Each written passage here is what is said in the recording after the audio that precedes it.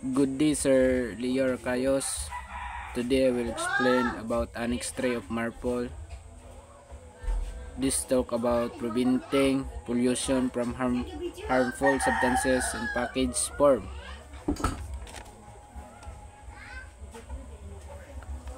What is Annex 3?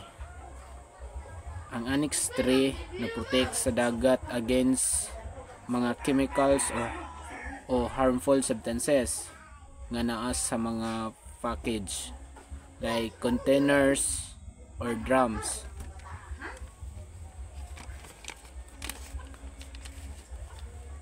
Para malikayan ang pollution, natay procedures nga sundon. Una, packing. Kinahanglan ligon ng safe ang package para dili mo leak or madamage.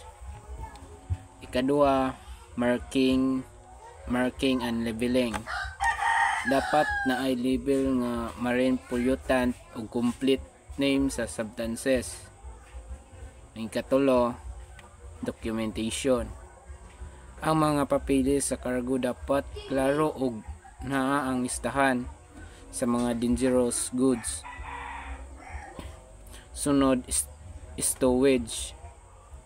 Dapat maayos pagbutang sa cargo para dili ma-slide or malik sa barko.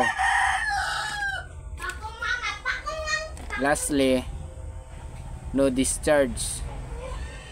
Bawal ilabay or i-jettison sa dagat ang harmful substances.